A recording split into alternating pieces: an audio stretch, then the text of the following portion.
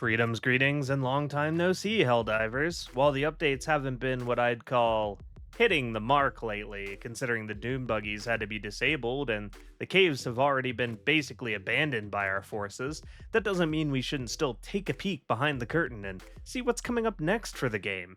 Fair warning though, this video is going to be discussing unreleased content surrounding the story arc set to proceed after the Into the Unjust arc concludes, so if you want to avoid any potential spoilers, this is your last warning. Before we get into the leaks though, when you're up playing games till 2 in the morning and you gotta go to work at 6 in the morning, it's important you make those precious fleeting hours of sleep count.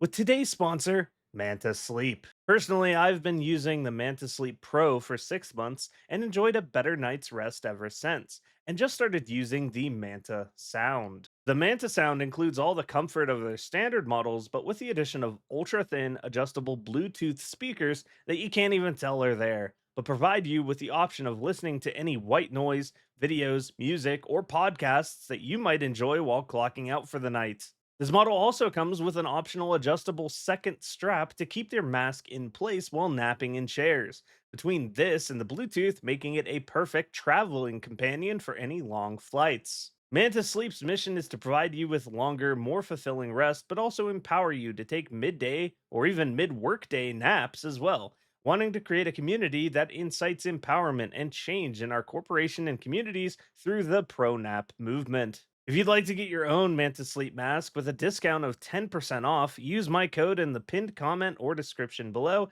and start enjoying a better night's sleep today. Following the conclusion of the Gloom arc, where we'll declare total victory in the Great Expedition after discovering element 711 on the Gloom planets, the Illuminate will make their next move, threatening our galaxy once again. And because the Illuminate writing has a lot of depth to it, they'll of course be doing so by using the Meridia Singularity. This time threatening to turn it into a bomb, wiping out all the nearby planets. We know all of this due to 3 leaked Coretta Kelly news snippets. While I unfortunately cannot play the audio of these news pieces for you on YouTube due to it being unreleased content, I will read them out with a bit of paraphrasing. The Ministry of Expansion released an evacuation warning for planets near the Meridia Singularity following a sharp spike in dark energy radiation. Experts believe that the wormhole has been held open by a constant flow of dark energy from the Illuminate invaders. Now, it appears the flow has ceased, resulting in an unstable singularity on the verge of catastrophic collapse. The Ministry of Truth states that this is the latest act of vile escalation from the Illuminate cult. Super-Earth will not be terrorized by a space-time warping bomb. Citizens on affected planets are advised to report any signs of dark energy radiation sickness, such as boils, floating, and loss of democratic reasoning. Now, I'm not positive if this will be the first time we see the new cultist arc units or just the story beats that begin following their introduction, but it's clear they'll be released during this period of time following the Gloom arc. This includes illusionists and priests capable of a wide array of space magic attacks and instant teleportation. The illusionists, just like in Helldivers 1, are also capable of messing with your controls through its unique debuff applied on any of the hits that it lands. As well as the Zealot, who in addition to attacking you with his Arc Whip can summon a temporary warp gate which spills out ghouls into the battlefield, a new melee unit functionally similar to the Voteless, but homemade. In addition to the more magically oriented assortment of Illuminate threats, they'll also have a much leaner bodyguard-style enemy, wielding a staff to keep you busy in close range during their assault, and a new variant of the Harvester referred to as a Sentinel. Along with all of these new enemies will of course be all new objectives, but the information I have regarding these is much more sporadic and incomplete, so I won't be sharing any specifics at this time. Altogether, the new Illuminate cult looks a lot like what I originally expected the Illuminate to be in general, and is much more in line with the original vision of this faction. I mean, the bodyguards are literally the guy that Overseer's girl tells him not to worry about, with his much sleeker design. And every new enemy besides the Harvester variant is only lightly armored, putting an emphasis on their difficulty being derived from their abilities and not from their armor or hit points the way the Illuminate was always meant to be. So, while Arrowhead has, in my opinion, greatly strayed from their original vision for the faction when they introduced the Meatballs and the Leviathans, I think the cultists are looking like a great return to form. It'll also just be nice to finally have the elders from the original Helldivers polished up and joining the battle, considering they invaded our homeworld but for some reason didn't even lift a finger to help, despite being classified as the 1% of the power scale in their faction. So, not only will the faction finally feel complete, but it'll finally make some sense. And speaking of the original Helldivers game, the 99% representing the Illuminate faction hasn't been presented yet either. This being the outcasts and snipers we originally fought, who were described as inferior cannon fodder due to their inability to use psionic powers.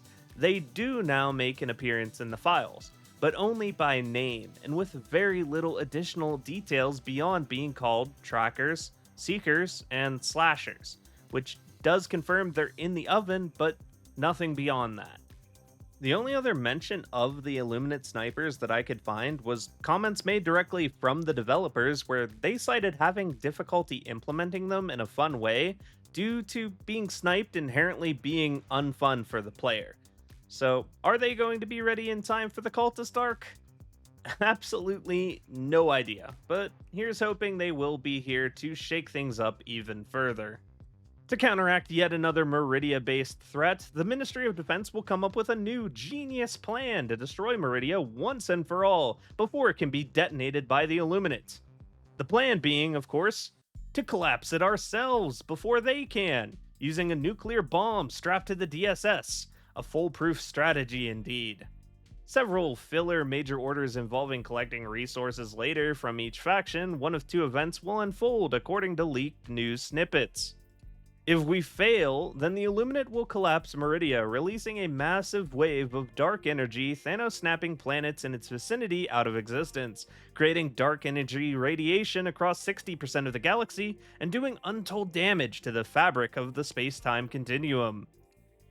But if we succeed, we'll be the ones to trigger the collapse instead by throwing the DSS into Meridia as a nuclear bomb, where it will detonate with over 10 trillion megatons of explosive force. This controlled collapse of the wormhole prevents the Illuminate from doing the same, but worse. The scientists who determined how to collapse the singularity will be rewarded a medal stating it's no surprise that it worked. We knew what we were doing, and we were completely sure this would be safe. Now, these story beats are leaks, remember, so they are subject to change, but given it's already been recorded by Coretta Kelly, it's unlikely anything will change surrounding the narrative introducing the cult. And although the cult's design itself is far beyond the quality we've been getting with recent new enemies who have set the bar incredibly low, the story surrounding them seems, at least to me, about as shallow as it gets. Definitely not nearly as hyped up or epic in scale compared to the invasion of Super-Earth, but honestly, as long as they finally make the Illuminate feel like a complete faction they always should have been, I couldn't care less. That will just about do it for today's video. If you enjoyed this style of content as much as Arrowhead absolutely hates it, let me know with a comment and a like down below. Thank you for watching till the end, and a huge thank you to my coffee supporters who help keep the channel going. Apologies for the slowdown in content this month as I was violently ill, but you can expect things to be returning normal going into October, where we're expecting a new Warbond to be announced and released between the 2nd and 6th of the month. I'll see you next time.